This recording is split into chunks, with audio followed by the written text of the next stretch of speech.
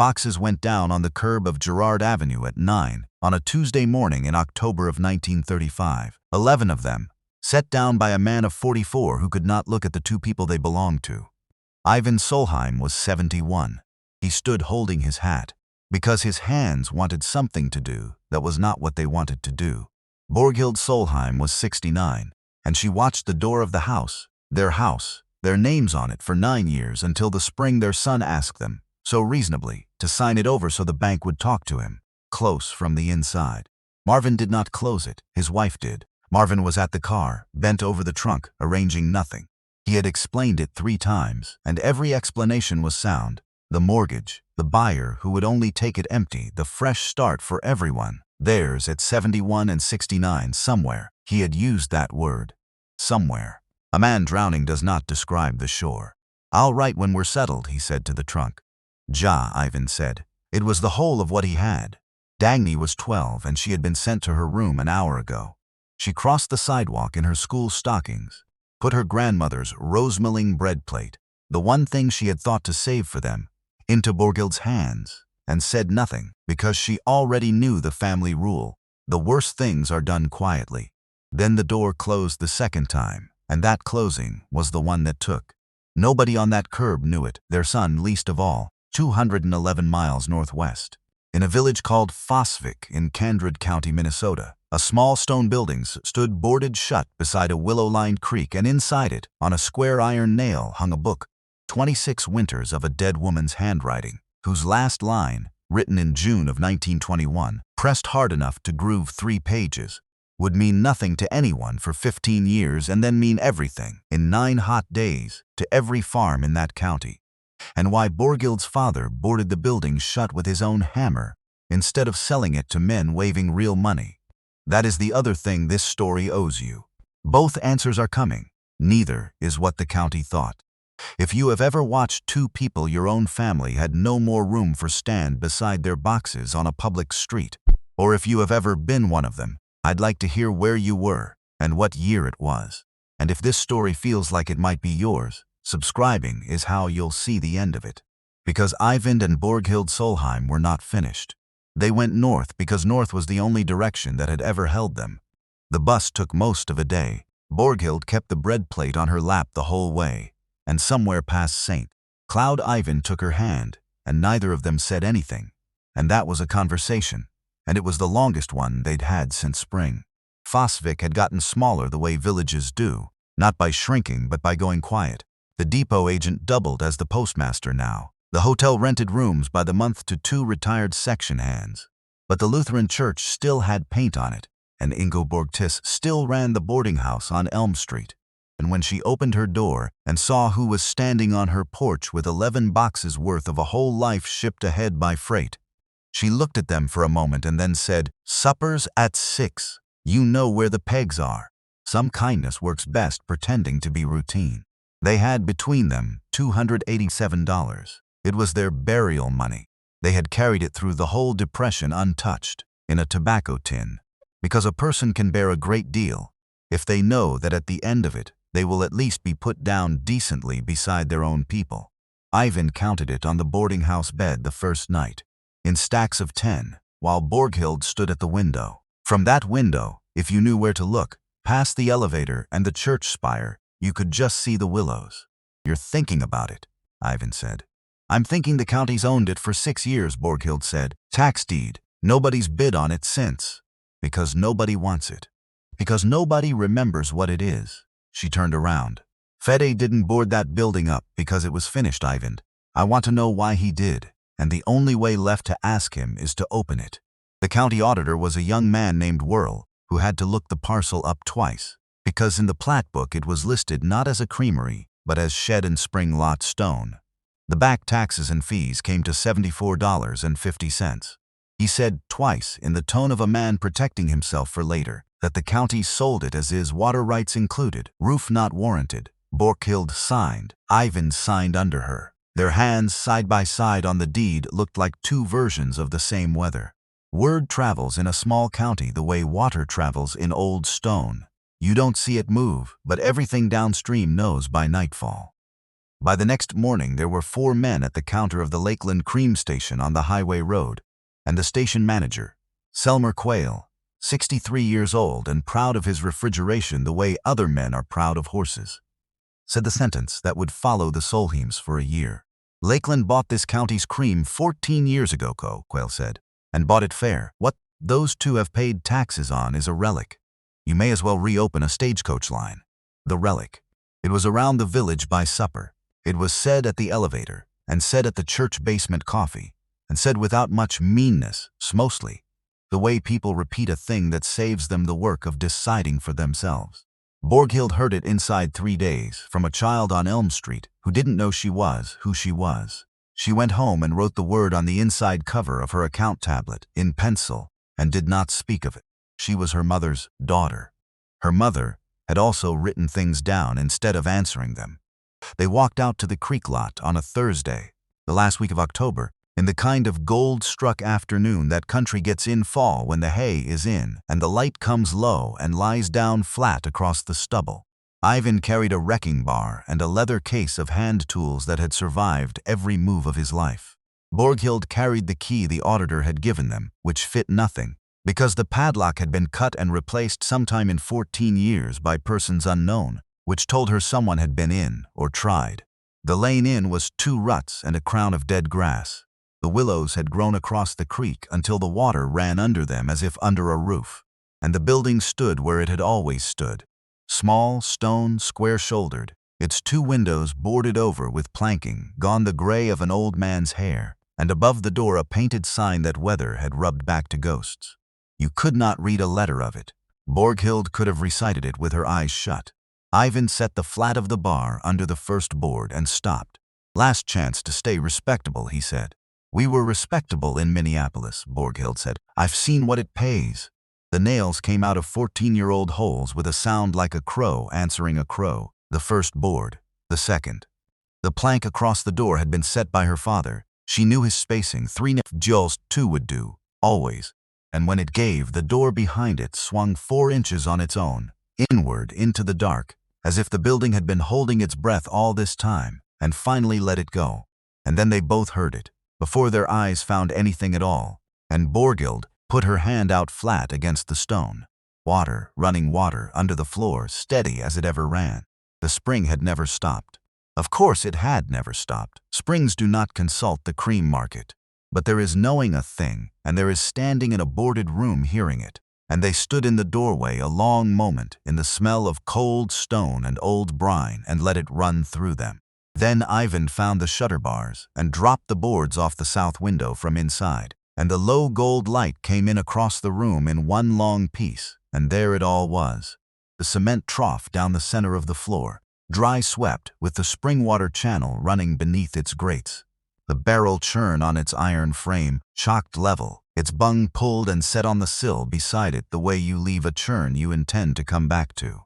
The butter worker with its rollers cranked open, the scale. The stone crocks nested 6 deep along the wall. Her father had not walked away from this room. He had put it to bed. And on the square iron nail beside the north window, exactly where it had hung through every winter of Borghild's girlhood, the book. Now, that spring under the floor is the whole reason this building ever existed. And it is worth 1 minute to understand, because everything that happens next summer stands on it. A spring house creamery works on a fact of the ground. Water that comes up from deep rock comes up at the temperature of the deep rock, which in that country is right around 49 degrees, winter and summer, drought and flood. Run that water in a steady sheet through a stone channel, stand your cream cans in it to their shoulders, and you have refrigeration that was old when Rome was young. No ice to cut, no ice to buy, no ammonia machine to break, no electric line to fail. 49 degrees is not ice cold, and that is the craft of it. It is precisely cool enough to hold cream sweet and let it ripen slowly, on purpose under a person's control. Bought cold arrives on a truck and leaves on a truck. This cold was born under the floor. The men who built these rooms did not think of the spring as a convenience. They thought of it as the employee who never quit. 14 years shut in the dark, this one had kept right on working for nobody. Borghild lifted the book off its nail with both hands. The pasteboard cover was furred at the corners and cold as the wall. She did not open it there. Some things you do not read standing in a doorway with your hat on. She put it inside her coat, against her, and they boarded the window loosely back against the night, and walked the 2 ruts out in the last of the light, and behind them, the water went on running in the dark, keeping the temperature of the deep rock, waiting to be of use. And she did not open it that week either, which Eivind never once asked her to explain. Her mother had kept that book in a working room, and Borghild would read it in one, not at a boarding house table, like a curiosity, like a relic. The room would be theirs again first.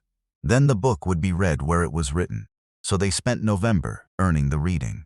Eivind rehung the door, packed the sill, trued the churn frame with a spirit level borrowed from the depot agent, and paid a phosphic boy 50 cents to help him flush 14 years of silt out of the spring channel, until the water ran over the grates clear as window glass.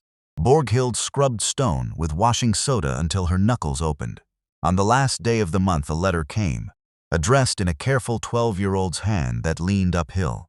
Dagny wrote that the duplex was small and that her father did not talk at supper, and at the bottom, under her name, she had drawn the bread plate with its roses, so they would know she remembered saving it. Borghild put the letter in the back of the unopened book, flat where it stayed. It will matter later that she kept it there. Most things Borghild did on purpose. 3 farms agreed to sell them cream, which was 3 fewer than they asked. The Hovd brothers, because their grandfather had hauled to Ragnhild, the widow Aslaksen, because she went to church with Ingeborg, and old Nils Pettersson, because he despised Selmer Quayle over a weighing dispute in 1929, and would have sold cream to the devil's own churn to spite him. 12 cans a week among them, starting the first Friday of December. On the first evening of December, with the room swept and the channel running clear, and the first cans 2 days out, Borghild carried the book back into the creamery, lit the lamp on the packing bench, and read it where it was written. Eivind across from her, the spring underneath them, the willows ticking against the dark glass. Ragnhild Nystuen had kept the book from 1895 to 1921, and it was not a diary and it was not accounts. It was the third thing, the rare thing. It was a working record, kept by somebody who knew that her hands would not last forever, and her knowledge should. 26 winters, every churning. And every entry ran the same spare railroad of figures across the page. The date, the cans in and which farms they came from, the hours the cream stood ripening in the trough and the temperature it stood at. The temperature it went into the churn, the minutes to break, the salt by the ounce per pound, and then at the end of each line in a column all its own, one number, 91, 92, 93. Once, in February of 1913, a 95 with a small ring inked around it, the only decoration in the whole book. The scoring, Borghild said. She sent a tub to the buyer's grading table every single week. Even weeks she knew the answer. Mother never once trusted her own tongue over the table, and her tongue was never wrong. There were pages where the ink changed mid-line, and a second, rounder hand carried on. Borghild's own hand, 17 years old, taking dictation on a night her mother's hands were too cracked from brine to hold a pen. She had forgotten those nights. The book had not. She turned to the end the way you finally look at the thing you came to look at. June of 1921. The last entry was not figures. It was one sentence, pressed hard enough to plow the paper, and Borghild read it out loud once, slowly, and then neither of them said anything for a while. Cold that is bought can be cut off. Cold that is born under the floor cannot. What did she mean by it? Eivind said at last. I don't know, Borghild said. I was married and gone by then. But my mother never wrote a word in this book that didn't earn its ink. She closed the cover and kept her hand flat on it. She meant something that hadn't happened yet. Understand what ripening cream is, and you understand what that book was worth, and why no bank in Minnesota could have lent them anything like it. Sweet cream is not ready to churn. The flavor a butter tub gets judged on is grown, the day before, by souring the cream on purpose, thickening it just so under a culture of the right lactic organisms, held at the right coolness for the right hours. Do it well, and you get that clean, nutty, faintly walnut tang that graders spend their lives chasing. Do it warm and lazy, and the wrong organisms move in, and the same cream goes bitter, or oily, or worse. There is no gauge for it. It is read by nose and by the lip of a spoon, and the reading takes years to learn. Unless somebody who spent 26 winters learning it wrote the answers down. That was the inheritance, not the building. The building was just where the inheritance could be spent. 12 cans were enough to begin, and beginning was the mistake, because they began the way confident people begin, from memory. Eivind had churned in this room as a hired young man half a century back. Borghild had grown up over the trough. Between the two of them, they were sure they carried the method in their hands. And so the first Friday in December, they ripened the gathered cream the way it seemed to them it had always been done. Overnight by feel, and churned Saturday, and worked and salted and packed one whole beautiful 50-pound tub. And Sunday morning Borghild cut a plug of it and smelled it and stood very still. Bitter. Underneath the salt, unmistakable, a mean little edge like green walnut hull. The cream had stood 2 hours too warm and 3 hours too long, and the wrong lives had gotten into it, and everything after that was arithmetic performed on a mistake. There is no fixing butter, there is only owning it. Monday they hauled the tub to the Huff place and tipped 50 pounds of their first week into the hog trough, in full view of the road because the road was the only way in. And by Wednesday the story had improved itself in the telling until the hogs had refused it. Quail did not even have to say the word that week. Other people said it for him. What Borghild did on Thursday was the thing the whole rest of this story grows from, and it was very small. She sat down at the trough with her mother's book and a fresh tablet, and she stopped remembering and started copying. Hours in ripening, temperature standing, temperature into the churn. 58 degrees in winter, her mother's hand said, not 60, and the difference between 58 and 60 is the difference between butter that comes in 23 minutes with a grain like wet sand and butter that comes greasy. Salt at 3/4 of an ounce to the pound, weighed, never scooped. She wrote out the whole December page in her own hand, pinned it to the wall above the worker where wishing couldn't edit it, and from that Friday on, the room ran on the book. The second tub was clean. The third tub, Eivind, whose knees were past kneeling, but whose wrists still knew the worker like an old dance partner, brought off the rollers with a close, waxy, dry grain that made him laugh out loud, once at nothing, at everything. The fourth Saturday they took 2 tubs and their courage to the winter market in the church basement, and learned the second lesson, which cost more than the first and left no smell. They priced it like grief, which is to say, humbly. Creamery butter out of the Lakeland plant was bringing 29 cents in the village store, and Borghild, remembering 50 pounds in a hog trough, asked 29, and sold out in 2 hours, and came home with money and a feeling she could not name until she was standing over the scale that evening and caught it lying. The scale read a full ounce light to the pound, an old spring, tired, generous in the wrong direction. Every package that day had gone out heavy. They had sold better butter than the factory made, plus a free ounce on every pound, at the factory's own price. Eivind fixed the spring with a watchmaker's care that did not match his face. The scale would be right forever after. The lesson took longer. Her mother's book had a page for it, as it had a page for everything. In the margin of an October entry from 1907, in that pressing hand, ask 34 when the store asked 27. Sold out. A woman who prices her work at the mocker's price has agreed with them. They had not agreed with them. They had just forgotten to say so. To say why the price mattered, why there even existed a butter worth arguing 5 cents over. You have to know what happened to this county in 1921. And now the story owes you that answer. The second question first. Lakeland Consolidated came into the valley the way winter comes, from every direction at once, reasonably. A centralizer plant 40 miles off, steel and steam and rail cars, cream trucks on every road, a flat price, cash, no scoring, no argument, your can emptied and your check mailed. For a farmer it was simpler. For the little crossroads creameries, and there had been 11 of them in Condred County in 1911, it was the tide coming in over a sandcastle. One by one they sold their roots and their farmers to the plant. By 1920 there was one left, on a creek under the willows, run by a stubborn Norwegian and his widowed mother's method, and Lakeland offered for it 3 times, and the third offer was, everyone agreed, absurdly generous.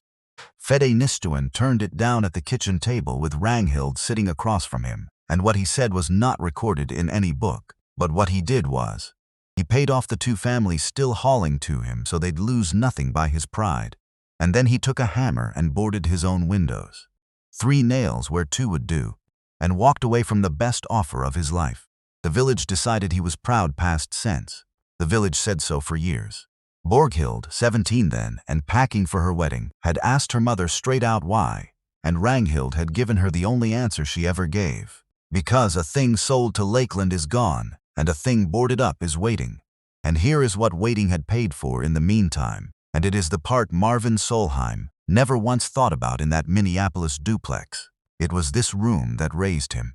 Eivind had worked this Creamery's route wagon at wages when Marvin was born in 1891. No, the arithmetic is worth being exact, because the book is exact.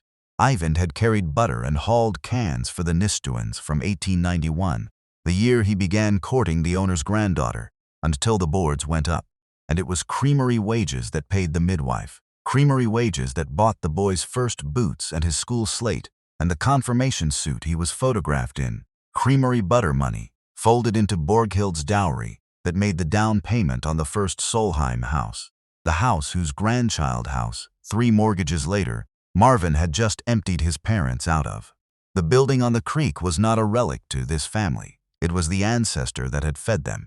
Every stitch of the childhood Marvin was so busy surviving the loss of had been paid for out of a stone room he had never once driven the 211 miles to look at. Borghild did not say any of this in her letters to Dagny. She wrote about the spring and the willows and drew the churn badly, and the girl wrote back that she had shown the drawing to her father and that he had looked at it a long time and said nothing. And Borghild read that line twice and slid the letter in behind the back cover beside the first one. Through January and February the room found its stride. 12 cans became 16. The widow Aslakson talked her brother-in-law in. Eivind built a delivery box for the depot agent's cutter, and they began sending 40 pounds a week to the county seat, to a grocer named Bruflat, who put a hand-lettered card in his case, Fosvik spring butter, and sold through by Thursday every week at 33 cents against the factory's 29. People will tell you nobody in a depression pays 4 cents extra for butter. What is true is that nobody pays it twice for a name. They pay it twice for a difference they can taste with their eyes shut. And the difference was in the book, on the nail, in 58 degrees and weighed salt and hours counted honestly. But a difference you can taste is not yet a difference you can prove. And that gap, between good and graded, is where the first act of this story really ends.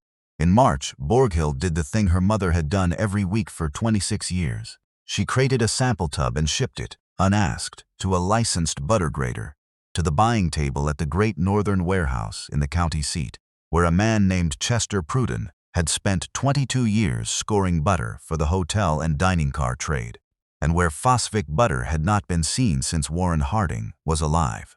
She enclosed no letter, just the tub and the name. Pruden scored it, because scoring things was his job, and he mailed the certificate back the way he mailed hundreds, without comment. 93. Flavor 42 of 45. Borghild pinned the certificate to the wall beside the December page and stood looking at it, and Eivind came and stood beside her, and for a moment the room was very full of a woman 20 years dead. 93, her mother's ordinary number. And then Pruden did the thing his certificate hadn't, which was to drive out, the first passable week of April, and stand in the doorway in his town coat, looking at the trough and the churn and 2 people north of 70, and deliver, kindly and completely, every true sentence there was against them. That Lakeland's tank room held even, machine made cold at 38 degrees and theirs held 49. That the hotels bought carloads, not cutter boxes. That a 93 tub was splendid, and that he could not build trade on 2 pairs of hands that might, he asked their pardon, not last the distance. That the factory's butter was never a marvel, and never a failure, and the trade runs on never a failure. Every word of it was correct. He bought 60 pounds on the spot, at a nickel over, for the certificate's sake, he said, and drove off leaving them richer and entirely unproven, which is the precise condition of everything in this story on the day the winter ended. Because here is where matters actually stood, that green wet May of 1936, and it is worth stopping on the seam of it. The relic ran, the book worked, the butter scored, the certificate hung on the wall, and it changed almost nothing. 16 cans against Lakeland's 600. 1 grocer and 1 grader's table against a freight schedule. 2 old people and a spring against ammonia compressors and a fleet of trucks. Quayle was not worried, and Quayle was not wrong to not be worried. On the last Sunday of May, he stood on the church steps in the spring sunshine and said, without heat, to no one in particular, "The relic makes nice butter, so did my grandmother," and got his laugh, and the laugh was fair. What nobody on those steps knew, what no one anywhere knew, though it was already being assembled, degree by degree, in the high air over the middle of the continent, was that the summer coming toward Candrude County was not going to be a summer at all. It was going to be the bill Ragnhild Nitstuen had written the first line of in June of 1921, presented for payment 15 years later, in 9 days of heat this state had never seen before, and has never seen since. Cold that is bought can be cut off. The county was about to learn the second sentence. If you've stayed with Eivind and Borghild this far, stay for the summer, because everything to this point has been two old people keeping a promise to a book, and everything after this is the book keeping its promise back. If somebody in your family ever ran a spring house, a milk house, an icebox cooled the old way, tell me below where it stood. Those rooms are nearly all gone now, and the comments under these stories are becoming the last map of where they were. June came in green and ordinary, and for 3 weeks the summer lied about itself. The trade had found its level. 18 cans a week now, 2 churnings, the Bruflat case in the county seats selling through by Thursday, and Prudence standing 60 pounds going down to the Great Northern Warehouse every Monday on the morning train. It paid the board at Ingeborg Tissie's, and it paid the cream checks on the nail, and it put a little back in the tobacco tin. Not burial money now, seed money, though neither of them said so out loud. At 71, Eivind had learned to ration his knees the way other men ration tobacco. Stairs once a morning, the churn crank in spells of 11 minutes with a sit between, and the heavy cans left for the Havda boy who came Tuesdays and Fridays for a dime and a slab of bread and butter. What he could not ration was the pleasure. A man who has spent 9 years being managed by his son's apologies does not quickly get over the luxury of work that answers back. The standing order was its own small education in how the trade had rearranged itself. Prudence 60 pounds went down on Monday's train in the returned boxes, and his check came back Thursday. And between those two facts stood a whole architecture the county no longer saw because it worked. The depot agent's cool room, the train schedule, the warehouse's machine chill, each link owned by somebody different, and each priced to the penny. Borghild kept the freight receipts pinned in a fan beside the certificate, and once, going through them, remarked that her mother had sold butter into a county that kept its own cold, and she was selling into one that rented every degree of it by the mile. Eivind, at the churn, said that rented things had owners, and owners had bad weeks, and went back to his 11 minutes. Neither of them knew they had just written the summer's sermon a month early, because the county's cold by 1936 was a system, and the system was genuinely a marvel. That June, the Creamery Co-op Board took its annual tour of the Lakeland Highway Station, farmers filing through the tank room with their hats in their hands, and Selmer Quayle showed it the way other men show a prize bull. The ammonia compressor, throbbing in its shed, the brine coils sweating frost in 80-degree air, the insulated tanks holding yesterday's cream at an even 38, while the road outside shimmered. Any farm's cream, he liked to say, was never more than 9 hours from machine cold, porch to truck, truck to tank, tank to plant, plant to rail car, a relay of refrigeration running on schedules and electricity, and the ice contract as the spare tire under it all. It was true, and it was impressive.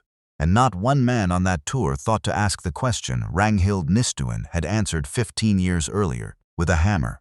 What happens to a relay when every runner falls on the same day? A chain of bought cold is priced by its best week. Nobody prices anything by the worst week until it arrives. And that June, the worst week was already loading, degree by degree, out over the Dakotas. Letters came from Minneapolis every second Sunday, uphill leaning, and Borghild answered everyone. Dagny reported the duplex, the school, the fact that her father had taken a Saturday job at a freight office and came home gray. In the third June letter, folded small inside the big one, there was a second sheet, and on it, in a grown man's handwriting that had not written to them in 8 months, 4 sentences. Dagny says the Creamery runs. I am glad of it. I would not have believed it. Monsieur Borghild read it twice, and put it behind the back cover of the book with the others, and did not answer it, because it had not asked anything. But that night she oiled the churn crank herself, and Eivind knew better than to wonder why. It was the middle of June when she found the page that this whole story turns on. Found it because she went looking for the summer method, and the summer method was there. And in the middle of it, sideways in the margin of July 1913, her mother had left her a letter without knowing it. The summer pages were different animals from the winter ones. Winter churning is forgiving. The cold does half your thinking. Summer churning, in the age before machine cold reached the countryside, was a craft the way tightrope was a craft. Borghild's July pages ran denser than any others in the book. Cream ripened shorter and cooler, churn drawn at 52 degrees off the deepest run of the channel, butter washed twice in spring water, and worked before the sun found the south wall. Everything moved earlier, faster, colder, the whole day rebuilt around one enemy. And the corners of those July pages were soft and gray with handling, thumbed dark, dog-eared, opened 1,000 more times than December ever was. Any July, you could tell, had been the examination the whole year studied for. The margin note was in the hard-pressed hand beside a week where the scores ran 93, 93, 94. It said, Anderson at the table asked why I hold at 93 when 89 sells the same July week, told him, 89 is butter, 93 is a reputation. Butter is eaten by Sunday, a reputation keeps. Borghild copied that sentence onto the wall page above the worker, under the December figures and the certificate, and stood back from it, and understood her mother across 20 years the way you understand somebody best, after it is too late to say so. The scoring had never been vanity and never been habit. Every week of 26 years, that woman had paid the postage to be judged, in writing, by a stranger with no stake in being kind, because a number from a grading table was the one currency that outlived the butter it described. A 93 in the book was worth nothing at Sunday dinner. It was worth everything the day the county would need to decide quickly whom to believe about what was still good. Her mother had spent a quarter of a century buying a reputation 1 week at a time and had died before the bill it was meant to pay ever came. And to hold 93 in July, that was the deep craft, and it is worth understanding what it asked, because it is what the 9 days ahead were about to ask at gunpoint. Butter is mostly a matter of temperature wearing a disguise. Churn cream too warm and the butter comes soft and greasy and never firms. The grain, those clean, broken, wet sand granules that let the buttermilk rinse away, never forms at all.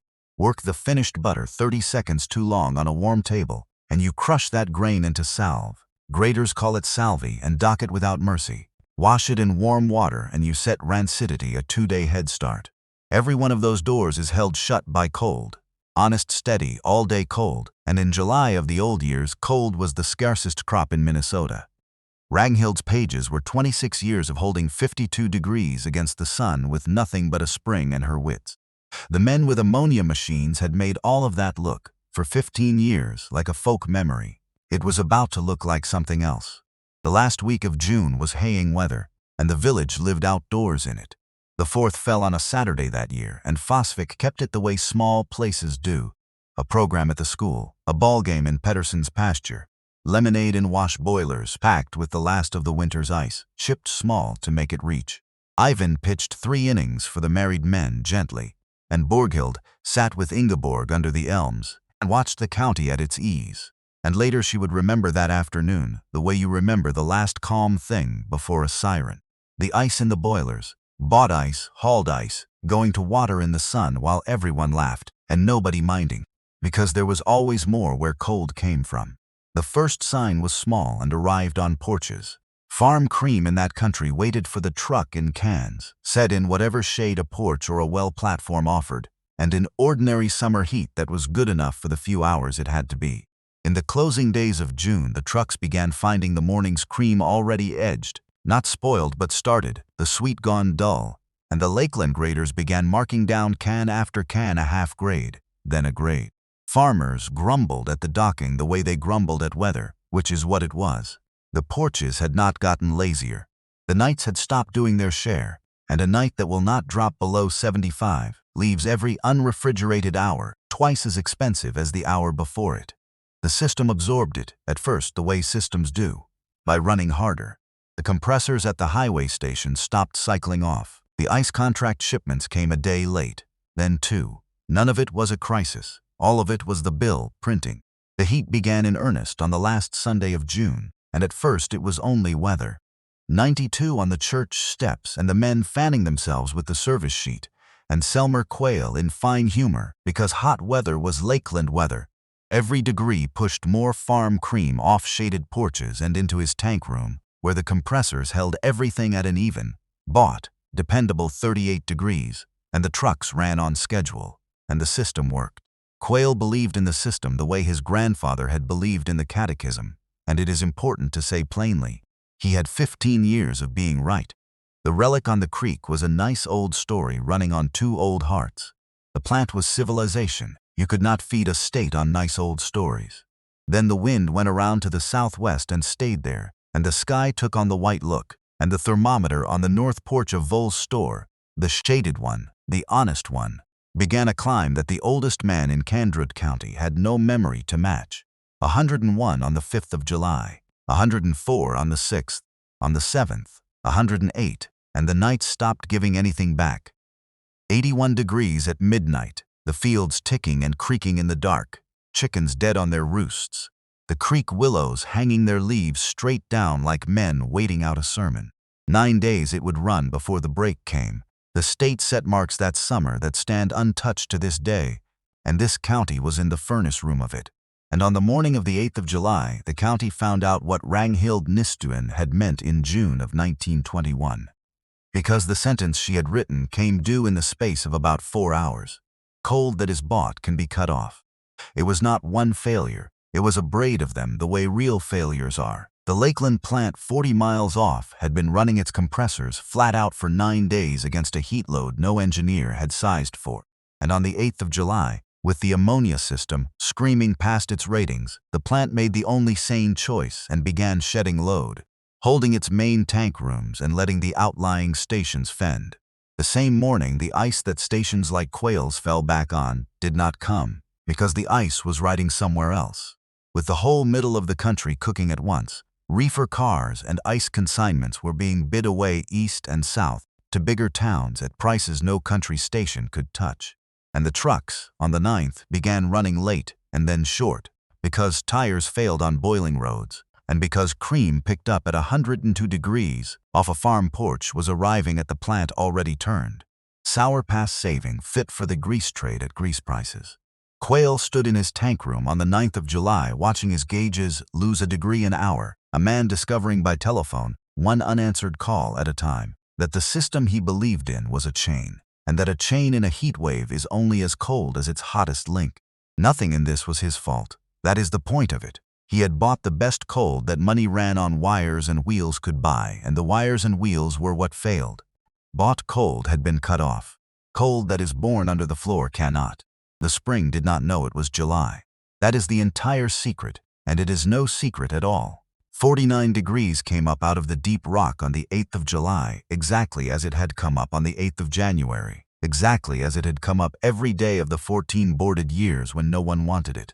The stone room on the creek stood that week like a hole cut in the weather, and the two people working in it, slower now in spells, with wet cloths on their necks, an old man husbanding his knees and an old woman husbanding the old man, went on ripening at 50 hours, drawing the churn at 52 degrees, washing twice, working in the dark before the sun found the south wall, exactly as the July pages said, while the rest of the county's cold died by degrees on a gauge. Their butter that week came off the worker with the same close waxy grain it had in February. They did not fully understand for the first day or two that they were the only ones in 40 miles who could still say that. The county understood before they did. Trouble finds the standing water first. The first stranger's wagon came down the 2 ruts on the evening of the 9th. A dairyman from over by Bilstad with 6 cans of cream going off faster than he could sell it, who had heard, the way everything is heard, that the old Nystuen spring house was running, and who asked, with his hat in his hands, whether they had trough room. They had. Borghild took his cans to the shoulder in the channel, wrote his name and the count in her tablet, and asked 1 cent a can a night, which was less than the ruin he was facing by roughly the width of his whole month. By the 11th there were 4 wagons a day. The trough that had stood empty 14 years ran full both sides, farm names chalked on every shoulder, and Eivind rigged shade canvas over the lane so the waiting cream never stood in sun. and the little stone room quietly became what its kind had been born to be, the last century's answer, holding the door for this one. Borghild ran the trough like a country bank, because that is what it had become. Every can got its farm name in chalk and its line in the tablet. In, out, nights held, cents owed, and the tablet balanced to the penny each evening, because her mother's daughter would sooner have gone without supper than carry a discrepancy overnight. The cent a can was mercy priced as business, and pricing it as business was the mercy. No man who backed his wagon down those ruts had to feel himself rescued. He was a customer.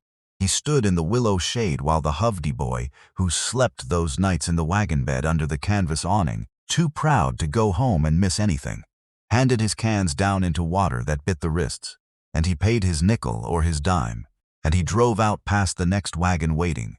And what he told his wife at home was not that the old people had saved him, but that he had made an arrangement.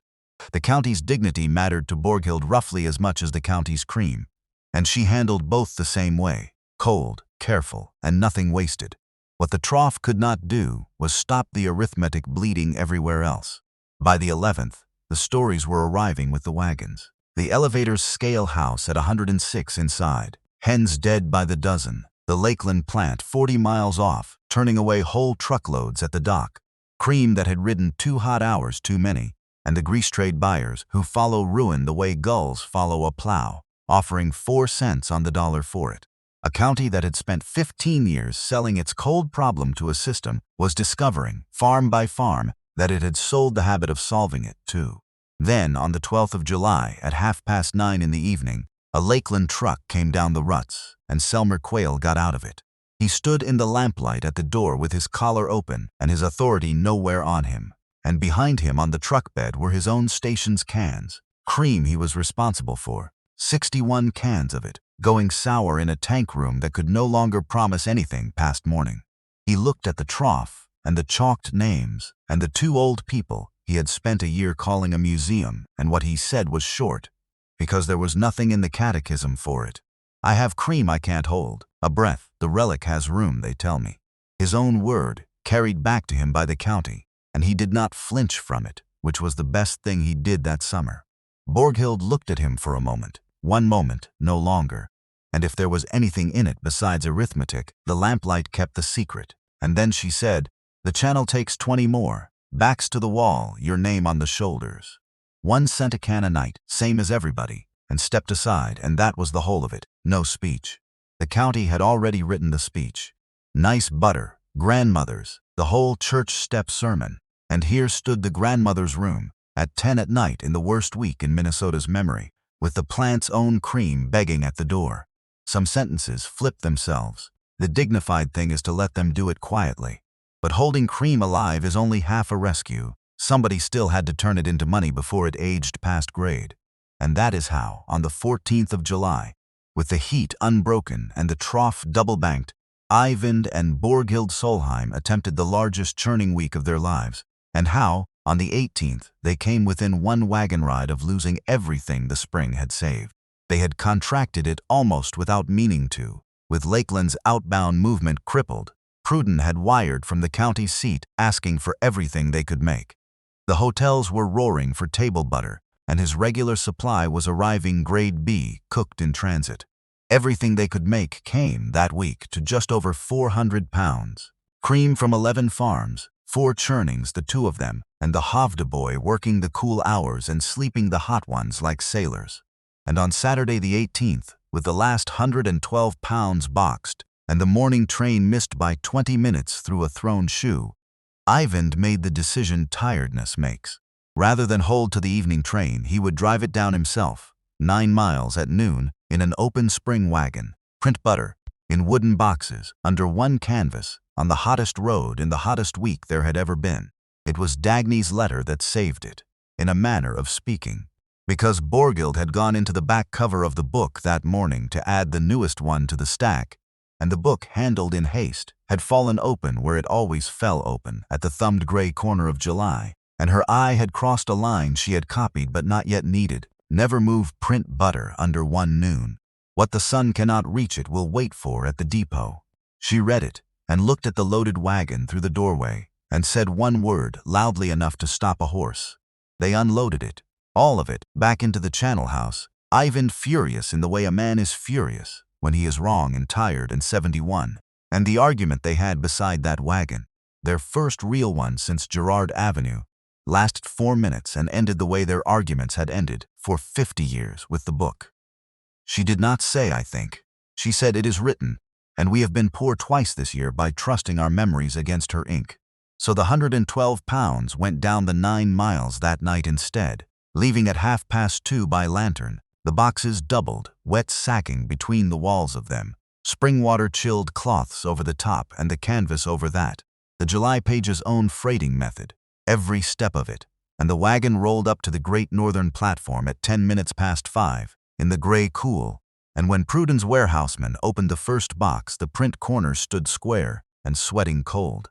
Later, it was weeks later, they heard what noon had done that Saturday. 111 in the shade in the county seat, tar bubbling in the depot road. Butter does not report its ruin in advance. It would have gone down the 9 miles 112 pounds of good weight, and arrived 112 pounds of grease, in front of the only buyer whose opinion could carry them anywhere. In the 1 week, the whole county was watching. There are cliffs you only see from the far side. Borghild pasted no note on the wall about it. She just moved the ribbon in the book to July and left it there for good.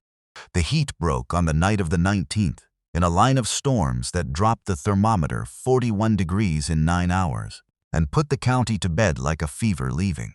What it left behind, besides the burnt pastures and the dead hens and the repair bills, was a question quiet, county-wide, and entirely practical. Everyone now knew what the Springhouse had done. Nobody yet knew what it was worth. In this trade, worth is not decided at church or in the store or even at the trough. The 3 weeks between the storm and the answer were their own quiet story. The wagons thinned as the plant came back. By the last week of July, the trough held only its own 11 farms again, and the chalk names washed off the shoulders, and to look at the creek lot you might have thought the whole 9 days a dream, which is exactly what a certain reasonable strain of county opinion began to call it. A freak week, the elevator men said. Once in a lifetime. You don't reset a county's arrangements over one bad hand. There was even a version, kindly meant, in which the Springhouse had been a lucky bucket brigade, grand while the fire burned, beside the point once it was out. And Borghild heard that version too, and wrote nothing on any wall, because she had a better answer coming and knew the shape of it. Her mother had spent 26 years building the answer to precisely this conversation. Pruden, meanwhile, was counting a different cost. The heat had chewed through his summer contracts like a horse through green oats. Car after car of plant butter landing grade B, cooked flavor, leaky body, weights run short in transit, hotels wiring complaints, the wholesale men repricing him by the day. A buyer lives on exactly one asset, which is that his word about quality is cheaper to trust than to check. 3 weeks of grade B had spent that asset down to the felt. So when he moved the way a careful man rebuilds credit. Not privately, but in the open, on the house scale, in front of the men who had been discounting his word, an audit staged as theater because it had to be both. It is decided at a grading table by a man with a trier and a scale and no stake in being kind, which is why the real verdict of this story came down not in the heat, but 3 weeks after it, on a Tuesday morning in August, at the Great Northern Warehouse, when Chester Pruden did the thing buyers do when they are about to change their minds in an expensive way. He stopped buying on the certificate and audited the goods himself, publicly, with the wholesale men watching. Understand what a scoring is this one time, because everything the Solheims had rides on the next 2 minutes of it. 100 points on the books of the trade, 45 of them for flavor alone, 25 for body and texture, 15 for color, 10 for salt, 5 for the package. The grader pulls a plug with a steel trier from deep in the tub. The heart of it, where nothing can be dressed up, warms it a breath under his nose, reads the aroma, breaks the plug to read the grain, tastes and writes.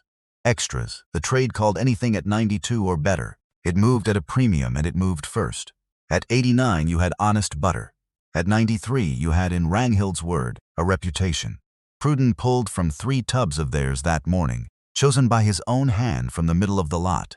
And he took his time, and the warehouse went on around him. And then, tub by tub, rather stopped going on, because men can smell a verdict forming the way stock smells weather. The Solheims were on the platform. They had ridden down with the Tuesday delivery. Prudence Wire had asked it, without saying why. And they stood a little apart, by their own boxes, in their good clothes. Eivind in the dark suit coat he had worn off Gerard Avenue, hat in his hands again, though this time his hands were easy. Borghild with the book. She had brought it the way another woman might have brought a hymnal, not to open, only to hold. Prudence worked without a word to them. The trier went down full length into the first tub and came up with its long pale core, and he passed it under his nose once, slowly, eyes shut, a man reading. Then broke it, pressed the face of the break with his thumb, touched his tongue to it, and stood a moment with his head tipped, the whole warehouse pretending not to watch. He cleaned the trier on the cloth over his arm and moved to the second tub, to the third. He was 22 years at that table, and he knew the value of taking exactly as long as the truth takes, and not 1 second longer. Beside the scale, a wholesale man from Duluth had stopped pretending anything and simply stood with his pencil, waiting to write. He wrote the 3 scores on the blackboard over the buying table himself, which was not his habit. 93, 93, 94. And then he weighed the tubs against their invoice, all 3 on the certified house scale. And this was for the wholesale men's benefit, and it was the ounce that paid for the ounce. Every tub ran precisely to declared weight, to the mark, because the spring scale on the creek had been set right in January by an old man with a watchmaker's patience, and had been checked against a borrowed standard every month since. The house that had once sold an accidental free ounce on every pound now gave exactly, provably, what it charged for. In a summer when half the butter in the state had arrived short, soft, or cooked, the blackboard and the scale together said one thing: this outfit's numbers are real. Prudence put the chalk down and turned to the 2 people he had told, in April, in their own doorway, truthfully, that he could not build trade on, and paid them the only compliment his trade recognizes, which is a forward contract, spoken aloud in front of witnesses. £90 a week, October through May, and I'll send the boxes back washed. 7 words of business and 1 of grace, £90 a week at the extras premium. It settled that season at 7 cents over the flat price Lakeland paid, which on Ranghild's arithmetic is the whole sermon. The difference between 89 and 93, between butter and a reputation, measured at last in cents an honest scale could weigh. The contract carried them, and it carried further than them. The Hoved brothers put on 4 cows. The widow Aslaksen's brother-in-law stopped hauling to the highway station entirely. And Lakeland, this is the part a lesser story would get wrong. Lakeland did not fall and was not humbled, and lost no war because there was no war. The plant patched its compressors. The trucks ran on time again by August. Bought cold went back to being cheap and mostly dependable. And the county went on selling to it, mostly, because most days of most years the system works. What changed was one word: standby. That fall, the Creamery Co-op Board voted to pay the Solheims a small yearly retainer to keep trough room open against emergency, the county formally renting a hole in the weather, and Selmer Quayle, of all men, moved the motion. He never apologized, and Borghild would have thought less of him if he had. He had been right about everything except the 1 week that mattered, and in his own ledger that week was accounted for now, line-itemed, insured against. The catechism had gained a page. That was as close to conversion as a man like Quayle comes, and it was enough. The letter from Minneapolis came in the first week of September, and this one was not folded inside Dagny's. It was longer than 4 sentences and shorter than it needed to be, and it did not apologize either, not in words. Marvin was his father's son in the ways that cost, as well as the ways that didn't. What it said, after the news had plainly reached even the freight office, the heat, the contract, the standby retainer had made 2 of the Twin Cities papers as a curiosity piece. Old Springhose, the machines. What it said was that Dagny had asked to come north for the harvest recess, and that he would drive her up the first Saturday of October, if that suited. And then one more line, the only line in it that had cost him anything. She should know how the place works. Somebody in this family ought to. Borghild answered that one. They came on the 3rd of October, a year almost to the Tuesday since the boxes went down on Gerard Avenue. What Marvin found was not what he had braced for. No reckoning, no tour of what his ruin had built, no chair of honor at a table of ashes.